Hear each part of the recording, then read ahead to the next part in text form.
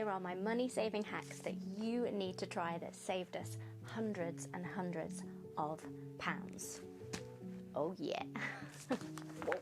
How am I supposed to keep afloat while being a stay-at-home mum? These are money saving hacks that you need to know to help you stay on budget. Need to know basics to help you stop overspending. Feeling like you just don't have enough, or stopping that sense that you just have a feeling that you could be saving tons of money, but you just don't know how. Here are my tips. Let's jump straight into the video. Hello everybody, my name is Mia Alexandria. I'm a stay-at-home mum to two beautiful children aged 2 and 1, and I share my life on here with you guys. I've been a stay-at-home mum for around 3 years, and here are my top tricks and tips for living off of one income and being able to budget and stay on track.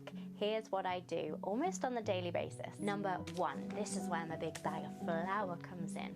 When you go shopping in the shops, you are going to look at the price per kilo. We're not looking at the initial price. That is such a big mistake. Say we're buying chicken thighs for £5 versus chicken mini breast fillets for £3. You might think the obvious choice is to go for the breast fillets. However, if you actually look at the price per kilogram, the chicken thighs are cheaper than the breast fillets. So you need to be looking at the price per kilogram. You're going to be wasting money, spending money on smaller portions of things that you think is cheaper, but you're actually just wasting. And you're not getting the most for your money. So that is an absolute must. When you go out shopping, yes, the price at the end of your bill when you pay will be a little bit more expensive, but you're getting more out of it so that you won't need to spend as much next time, etc, etc. Number 2, simplifying food choices. Now, I spoke about this in my last budgeting video. You could go about recipe searching, finding recipes that you want to try, etc, etc, but you end up having to buy ingredients that are quite expensive and that you're only going to use once, maybe twice. So you just need to think about simplifying your choices. Think about what's local to you. For example, potatoes are local and they're in abundance always, really, in the UK. So making sure that you're using a lot of potatoes or a lot of what's local to you, because that's going to be en masse and you can use that in bulk and it's generally cheaper. Simplifying your food choices, not thinking I'm going to have different lunches every single day. Maybe you have 3 lunch choices and you sift through those throughout the week. Or your kids have 2 breakfast options, not 5. It's just about simplifying your food choices. Keep it local, it doesn't have to be fancy, keep it simple. Not even too much pre-made stuff, just basic things like vegetables, fruit, meat, carbs, dairy. Keeping it simple as possible. And herbs and spices and making things from scratch are all going to really benefit your wallet. It doesn't have to be this really hard thing. You don't have to make fancy meals.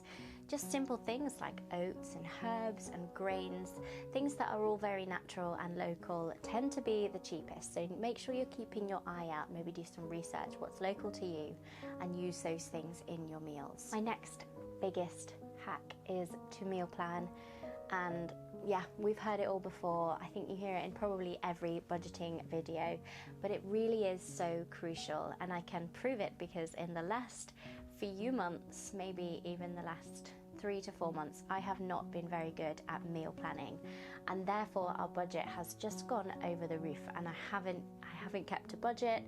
I've just been going as and when we need, and I've been spending money on things that I think of when I'm in the shops. Yes, I'll buy that because I might make this, I might make that, I might make that, or that would be quite nice. And then you're also going around the shops and you're getting what you fancy on the day rather than just sticking to a meal plan. So I would go as far as to say, if you only need to buy 1 green pepper for 1 meal, just buy 1 green pepper if you can buy them that way. You don't need to be spending a lot more on 5 peppers when they probably end up going to waste, and then you end up throwing them away and you've wasted money. So meal planning is an absolute must. Now, there is a system to meal planning that I would absolutely recommend, and it requires you going through your kitchen first and foremost. So number 1, you're going to take a piece of paper and you're going to write down fridge, cupboard, freezer. and you're going to make a list of everything that's in the fridge that needs to be consumed. Now, I'm not going into the depths of the fridge like mint sauce or cranberry sauce. I'm not going into the depths. I'm just looking at the general things that need to be eaten. Have I got some spinach that needs to be used up, some leftover chicken, some yogurt, things like that. Just have a look in your fridge and make a note of all the things that need to be eaten. Next, you're going to go into your cupboards and do exactly the same things, looking at things like vegetables to start with. How many potatoes have I got left? Have I got any carrots, onions, things like that you might store in a pantry cupboard? And then move on to tins. Have I got chopped tomatoes, lentils? Have I got lots of pasta that needs to go? Rice? What have I got? Write it down, and then you're going to do the same thing in your freezer. And from that place, that is when you can make your meal plan. So we're not going out finding lots of recipes and then writing all the details down and then buying those specific things. We're looking at what we already have. We're shopping through our own cupboards to create a meal plan. So I did this even this morning. I know that we have a lot of lentils in our cupboards right now. We are low on food, but I know we've got lentils. And so I went through a favorite recipe book of mine that I'll leave linked down below. Really cost-efficient meals and really delicious. They have a recipe for vegetarian lentil lasagna. Perfect. I go in that recipe, I tick off that I already have lentils, and I need to buy celery, some chopped tomatoes, an X, and maybe 3 other ingredients that I don't already have in my cupboard. And I'm only buying those 3. I'm not going out and buying more lentils, more pasta, because I know I've already got lasagna sheets. I know I've already got yogurt. I know I've got a lot of the things for this recipe. So great, that is my meal number 1. And then I'm doing the same thing in the freezer and the cupboards and the fridge. I know I've got a roast chicken in the freezer, so I'm gonna thaw that out, and that is gonna be a meal. I'm gonna do roast chicken and potatoes because I have 2 potatoes left, and yes, they will get eaten. And you're gonna just throw meals together that way. It doesn't have to be complicated. You can do such random meals like using this system. Honestly, sometimes I come up with the most bizarre meals, but at least our food is getting eaten, and then I love that feeling of having a clear cupboard, clear fridge to start again. I don't think I could scream and shout about this method of meal planning enough. Like, it's genuinely changed the way that we spend money in the shops, and I haven't been doing it the past few months, but I definitely have been getting back on track. Today was a new day, and I did do that today, and already I know we've saved at least maybe 50 to 60 pounds on our shop just today. So I'm so pleased with that, and I definitely would recommend. Another way you could go about meal planning is, so you've done your list from the cupboards, the fridge and the freezer, and then you're going to go on, if you do your shopping online, you're going to go to the discounted meat section first, if you eat meat obviously, and then you're going to go in and say, okay, beef is on sale this week, pork is on sale this week. I'm going to use that in my meal plan and create a recipe from that place once you've used up all the things that are in your cupboard. So if I had extra sweet potatoes and then chicken was on sale that week, I thought I could think, oh, okay, I'm going to do chicken, sweet potatoes and broccoli as like a big roast meal, shove it in the oven, done. And that's going to be one of my meals. So you can really think about this creatively, shop in the sales first, then create your meals. But it's definitely just a way to save so much money, especially as a stay-at-home mum, as a single income family. You definitely want to be saving on your groceries. Another point on this is to shop in bulk, if that suits your budget. If your budget is really low for a week, then I understand that shopping in bulk might not be as easy for you because you are having to spend a lot up front. So if that is not possible, then definitely stick to the meal planning system that I have. But also, I would say, if you can, go to Costco, do go to bulk shopping places and buy things in bulk, like bulk out your meat, bulk out things that you can shove in your freezer. If you have a chest freezer, even better. Bulk out things like kids snacks that are in the cupboard that can last a long time if you have extra food storage. This is my dream and my goal. However, we do not have a lot of storage in this house for things like that, so I generally have to shop on a weekly basis and stock up on the things that we need for that week. However, I would love to have a pantry or a, even a basement or some place that I can store food storage. If you do have that space, then I would entirely recommend shopping in bulk. That is going to save a lot in the long run. Yes, the upfront cost is more, but you're going to save a lot in the future. So definitely get on board with shopping in bulk. Okay, so we are currently living in a house that is being renovated. And when I say that, I mean we are renovating it. And we didn't really move in knowing that we would have so many projects going on. However, that's another story. We really try and do everything ourselves. We only hire people. We only bring in the right man for the job when it's absolutely necessary. My husband is great at this. I am not naturally a DIYer. I've become more of a DIYer living in this house, but my husband is great at this. He will jump straight onto YouTube, do as much research as possible, learn how to do the job himself, and really if he cannot do it, or it's particularly unsafe, or he just knows that it's not right for him, he doesn't have the tools, etc., then that's when we will call someone in to come and do it for us. For example, we are renovating our bathroom at the moment.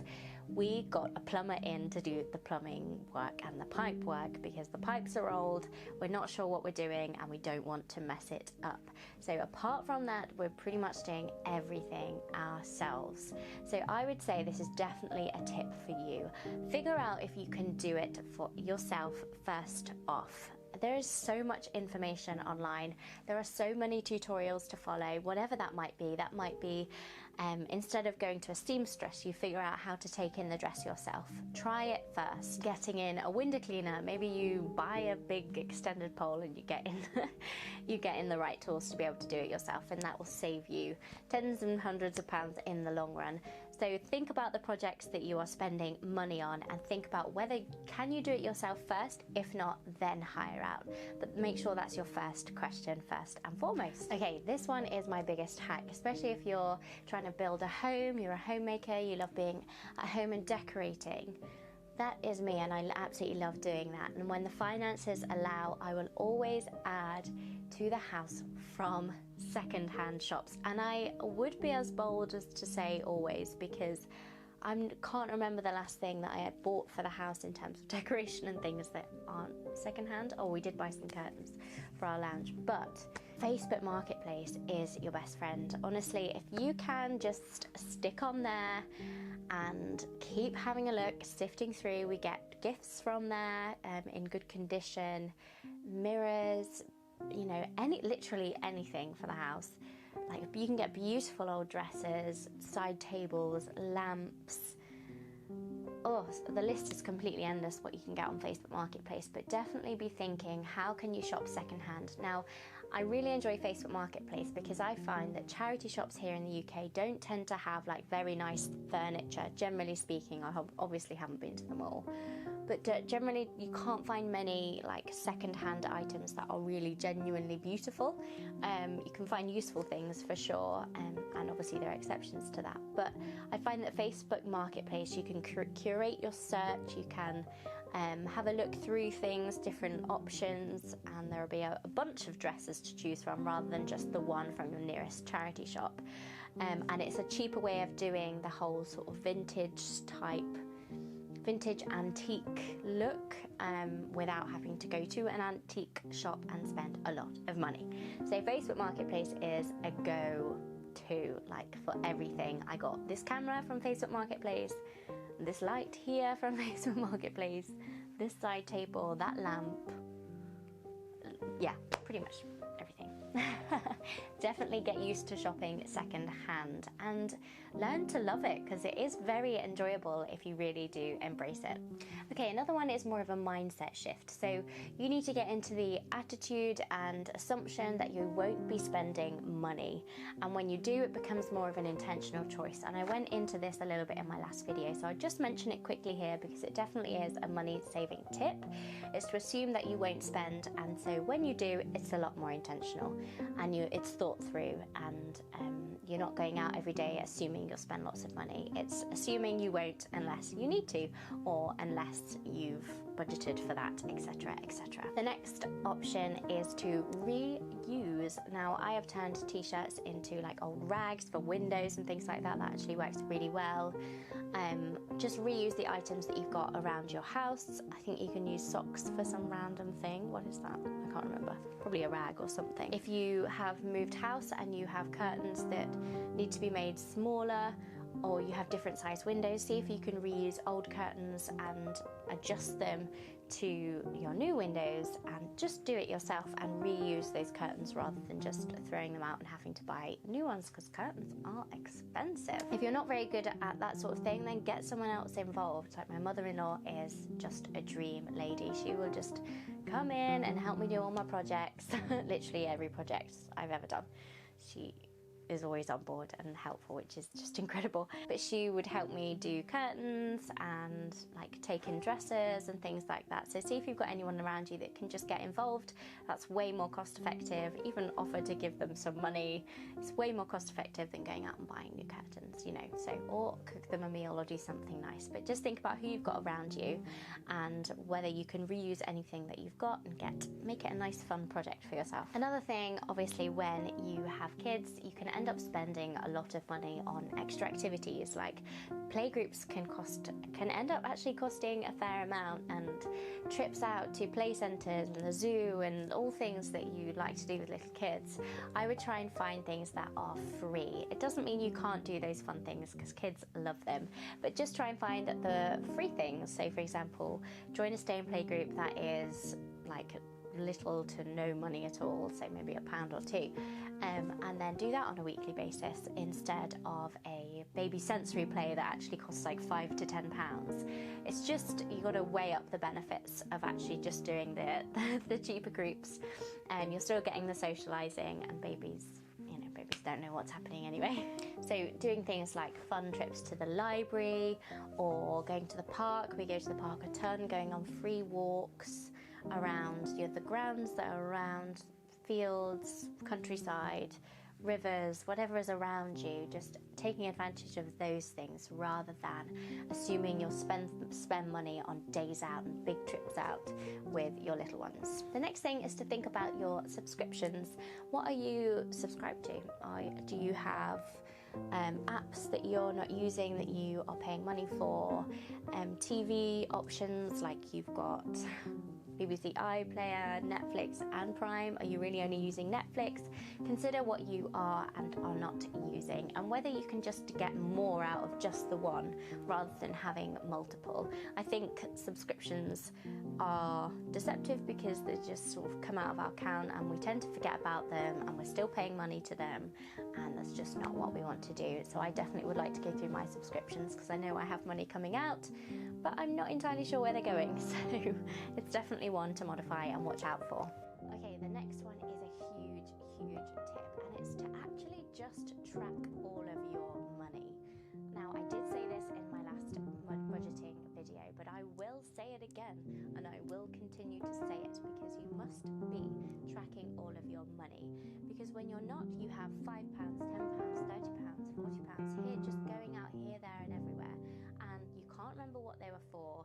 They felt like useless purchases at the time, and still do now, because you don't know what they were for, and you're just not aware of what's coming in or out of your account. And so tracking your money makes you very aware of what you've got and what you can actually budget and what you can actually spend, versus also knowing what you cannot spend.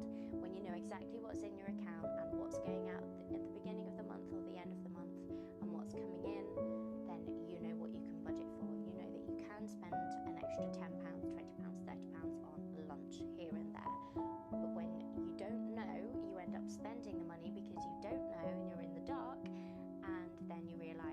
after that you can't spend the money. So just being very, very aware of where your finances are at, where all of your money is going. Along that same point, you need to have in your bank account, or create from your bank account, a spreadsheet full of all of your purchases. And in that spreadsheet, you're going to put buckets of money into the spreadsheet. Now, I did talk about the buckets in the other video, so I'm not going to talk about them right now. So go and check out that video on stay-at-home mum budgets to really figure out what the buckets might mean for you and what could go in them. But these buckets in your finances, if they go negative, if you spend too much on your holiday bucket, then that stays negative. So at the beginning of next month, you need to know that an extra £40 is going to be paid back into the holiday bucket, or the baby bucket, or the kids' clothes bucket, or the groceries bucket. So you can go negative, but you're always paying it back. And that's going to ensure that you're always on top of your finances, that you're not just sort of decreasing, that those buckets are staying consistently in the positive rather than always in the negative. And paying them back is going to ensure that you always have the correct finances for the specific buckets. For example, if you end up spending £800 from your car bucket because something went wrong in your car, you're therefore minus £800. You know over the next few months you need to pay back into that car bucket to bring it back up to zero, to then go positive again, just to ensure that you are always at the stable line of positive rather than negative. If you have found these tips helpful, then please do subscribe and join this channel. I love sharing all things stay-at-home mum, motherhood, lifestyle, homemaking with you guys. It's a privilege and it's an honor, and I do really enjoy it. So thank you so much for being here. Check out the information that I have in the description box down below. While you're down there, please do subscribe to this channel. It really helps this small channel to grow. I love that you're being here, and I will see you in the next one. All right, bye bye.